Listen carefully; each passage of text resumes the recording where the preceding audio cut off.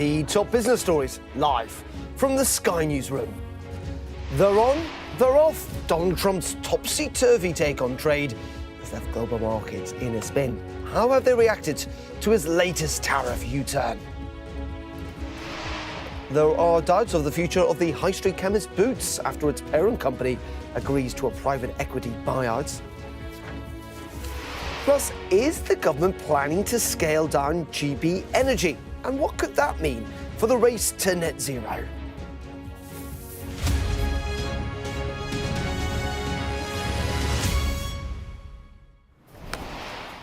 Very good morning on this Friday, Business Live. With me, Darren McCaffrey. Well, another day, another U-turn on tariffs from President Trump. But even though it appears to be good news, certainly for Mexico, as most goods earned a one-month reprieve on a 25% levy, the markets have reacted badly to the near-constant tinkering. The Nasdaq fell 2.6%, the Nikkei 225 dropped to a six-month low. So how are the European markets faring this morning? Let's get more on this with our business and economics correspondent, Paul Kelso. Very good morning to you, Paul. It has been somewhat of a rollercoaster week. It has, and it's solidified the negative market reaction to Donald Trump. In reality, post-election, US markets particularly were hugely buoyed by his impending move to the White House. The S&P 500 index was up about 6.5% after he was elected, and that maintained high in the anticipation of business and commerce-friendly policies. The arrival of the reality, particularly of tariffs, have seen this week all those gains wiped out. The Trump bump has become the Trump slump, and a lot of it is fueled by the uncertainty and the unpredictability. He's used tariffs particularly in a belligerent way, but a destabilising fashion. So we saw them introduced last month for Canada and Mexico, then put on hold, 10% tariffs applied to Chinese goods. That was then came into force this week. They barely lasted 48 hours before the Mexican president was on the phone. A deal was reached last night and again then with Canada to withdraw most of those tariffs. And it has left markets just uncertain and certainly negative in sentiment about the direction of the Trump administration. All of this he said he would do, but uncertainty, instability, markets It's uncertain because it's really difficult to work out what's going on here. We've heard, Donald Trump say tariffs are the word tariffs is the most beautiful word in the English language.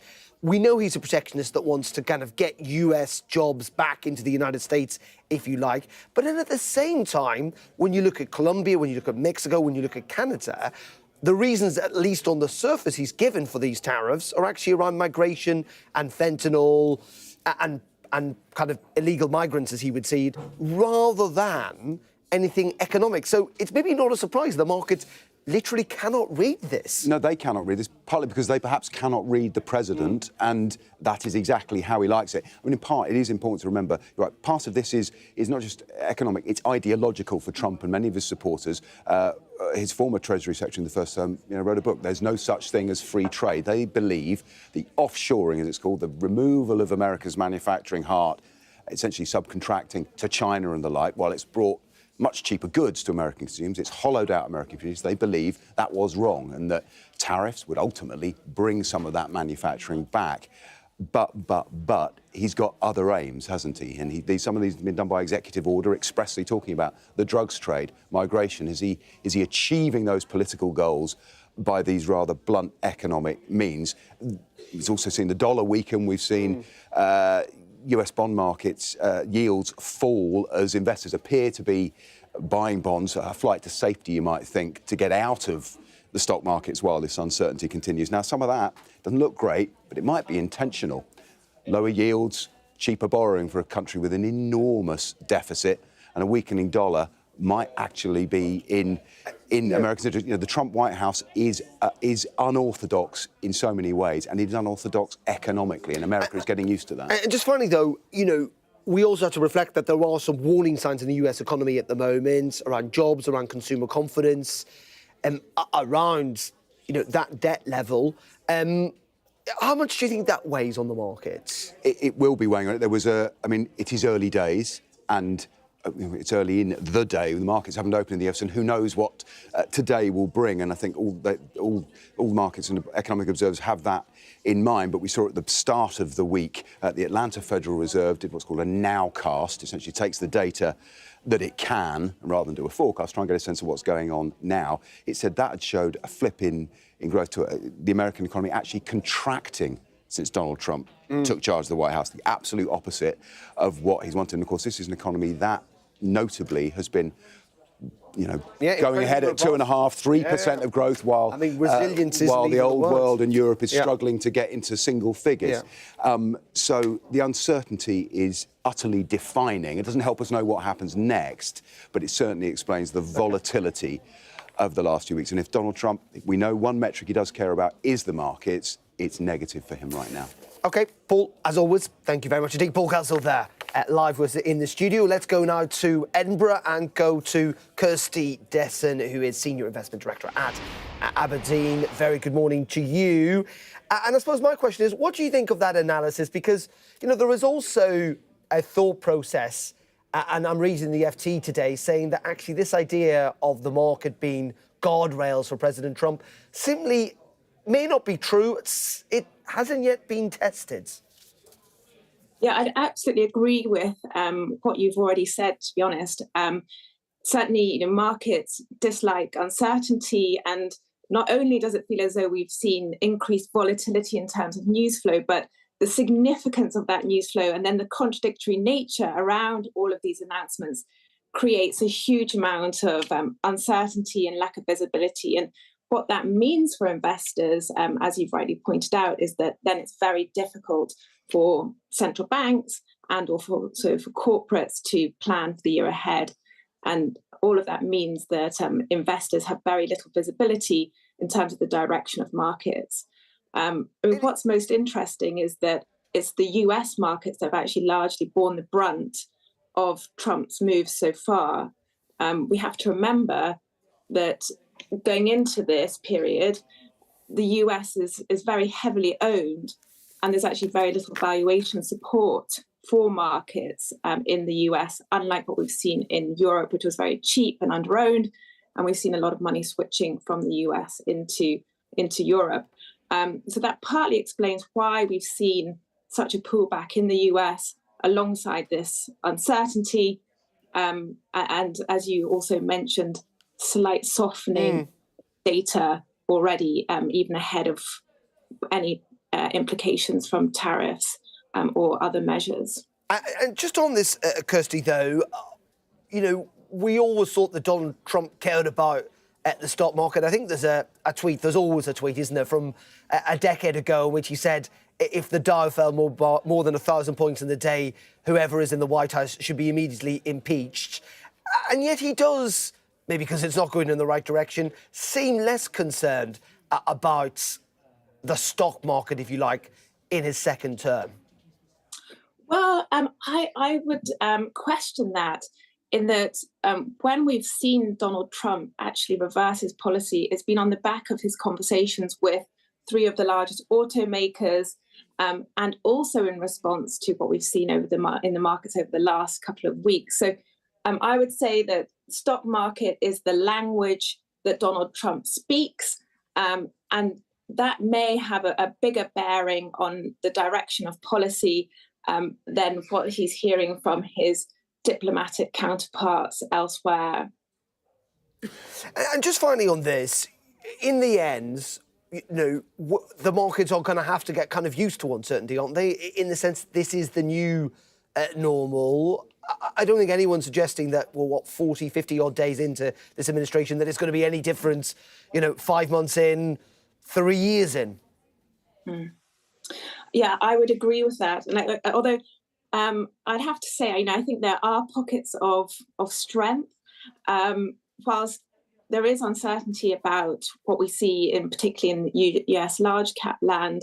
We are getting greater clarity around what's happening in Europe. I particularly welcome recent moves by Germany to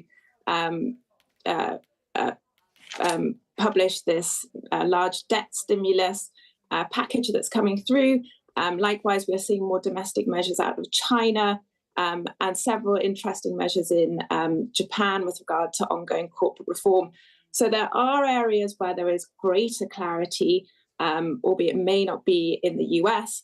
And I think this speaks to ongoing switch into active management, where there's much greater understanding, perhaps, of what's in underlying products.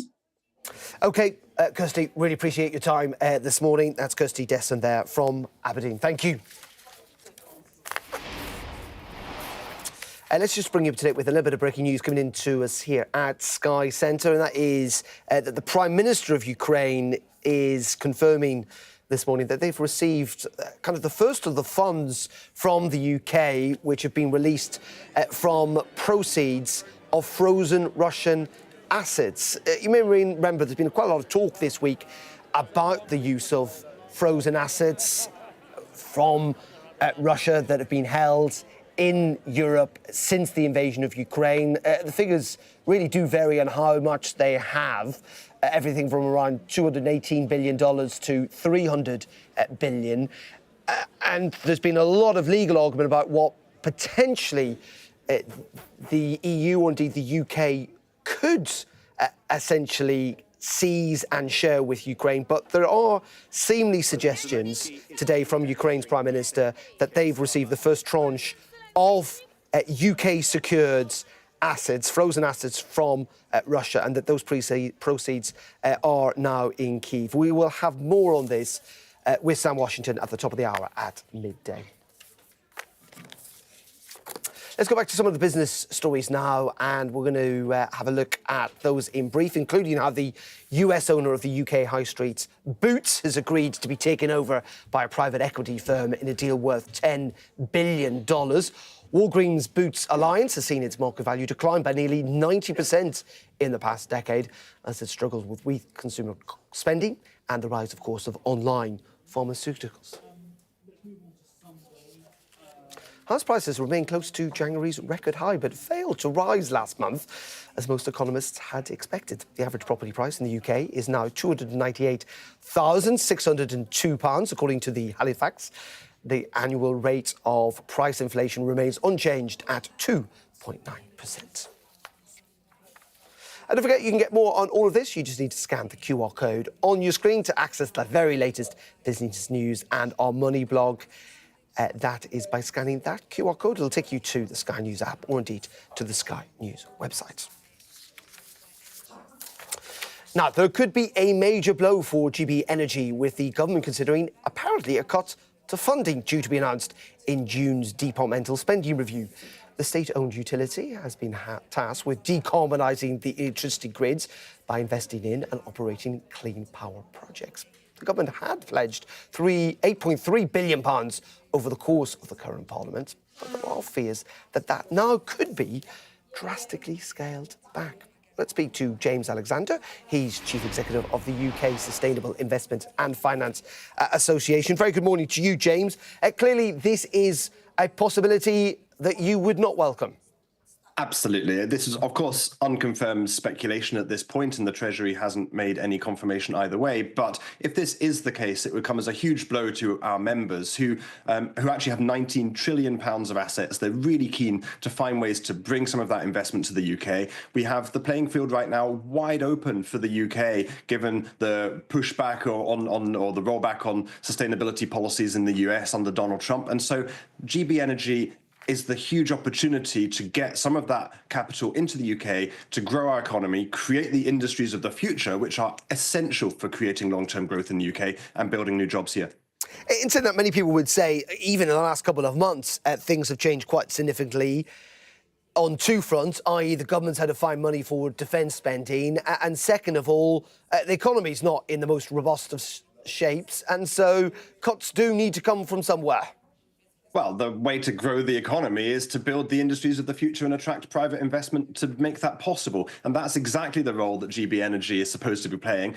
We've already engaged with GB Energy, even in its early formation, and they are fully on board with the idea that their job is to attract huge amounts of private capital. So any cuts to their budget is going to be detrimental to that effort. And I think the other thing on defence, what we can't forget, is that energy security is intrinsically linked to our national security. And in fact, one of the things that we saw from the invasion of Ukraine by Russia was energy prices spiking. Now, that would not have happened in the UK if we weren't so reliant on foreign gas. If we took more of our energy from UK green energy sources, homegrown here in the UK, we wouldn't see those sorts of spikes. And so the two are completely interconnected. So GB energy is vital for that. In saying that, people will also say that's all very well and good investing in the future, but we should also invest in the here and now and exploit the oil and gas that we've got here in the UK. Well, we're already seeing that the world is transitioning to renewables. Partly that's because of policy commitments. I mean, Donald Trump has said he's going to drill, baby, drill, and he's not drilling for wind, is he?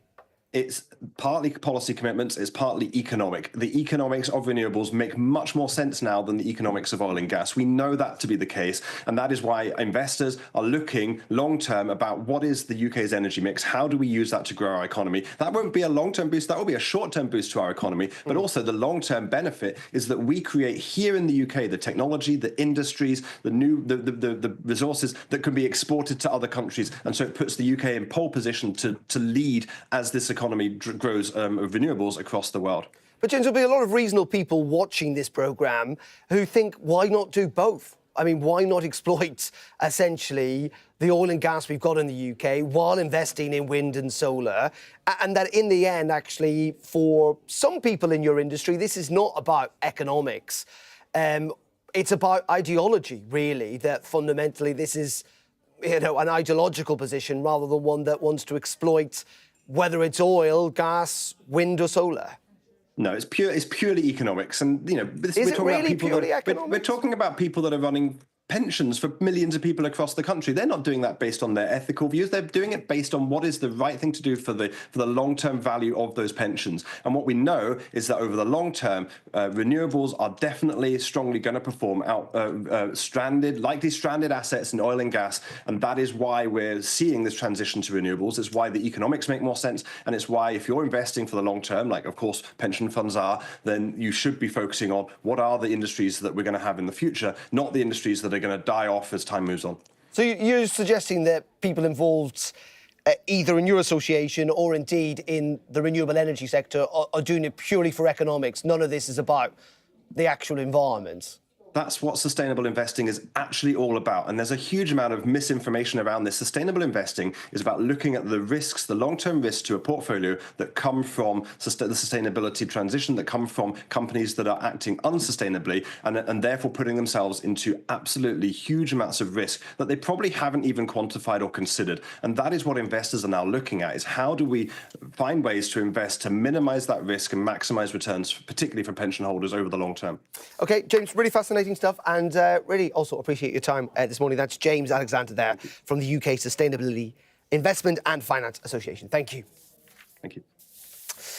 OK, you're watching Sky News and Business Live. Coming up next, as research suggests only 2% of venture capital funding goes to female-founded businesses, we'll be asking the owner of a seaweed-based food company about the challenges facing female startups.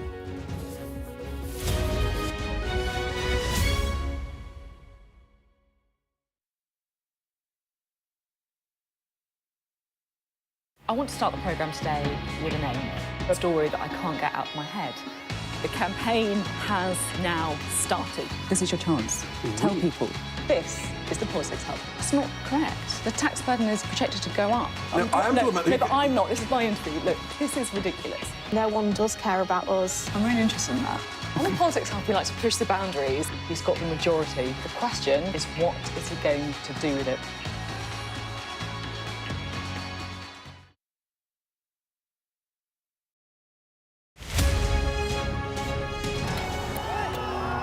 Prime Minister Modi is the most popular politician in the country.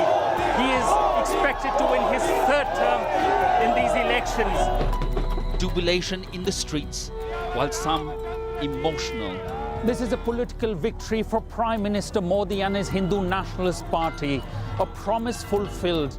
I'm Neville Lazarus, and I'm Sky's reporter based in Delhi. He paid over 50,000 to traffickers to get him to America.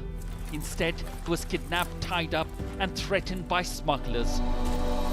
A commando from the state force walks me through to a Mai Tai village on the front line. Firing to civilians and they're burning our house. we cross to the opposite side held by the cookies. When they fire, we have to retaliate. Sky News get the full story first. Companies like these are helping India in its trajectory to be a serious player in space exploration. The enthusiasm is palpable. The young desire change. These elections are a pivotal moment for the country's economic and political history. The concern here is that the public healthcare system is inadequate. In a prayer, she's asking God to help understand what happened. I cannot carry on. God, help me. He says his world has crashed. Like him, there are scores of families searching for their loved ones. Too often have families endured such tragedies for the negligence not only by the administration, but also by spiritual people in this country. Free wherever you get your news. Even though it has few seats in parliament, Kashmir is symbolic and very significant. It's often been called a nuclear flashpoint. We are under Israeli military restrictions in terms of some of the things that we can film, but it's important to be in there. What a slow drive for the president as he approaches his golf club. 4 more years! Free wherever you get your news. I'm Mark Stone and I'm Sky's correspondent based here in Washington, D.C.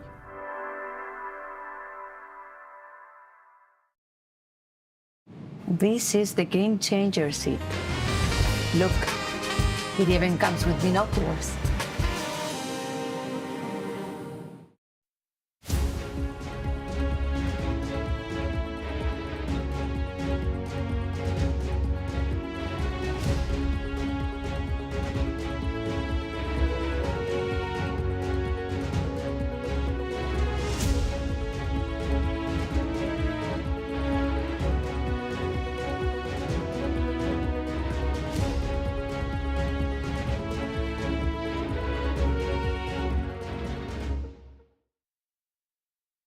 Flying units fly better.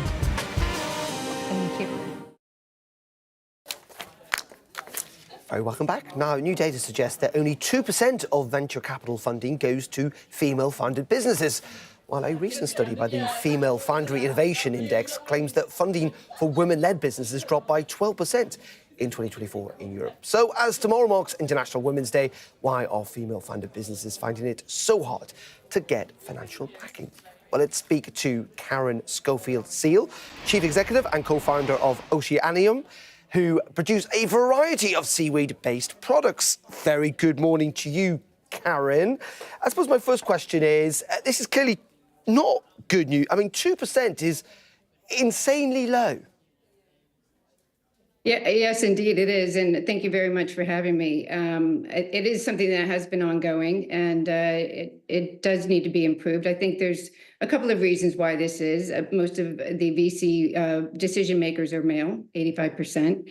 And that could also be because VC funds led by women don't raise as much funds as the male-led businesses as well. So I think there's a couple of things that can be done. We can change the narrative around it and highlight our successful female founders. If you look at Melanie Perkins and with Canva, a 26 billion company here in the UK, Chrissy Rucker with White Company, or Tessa Clark with Olio, and really start talking about these successful female founders is one solution.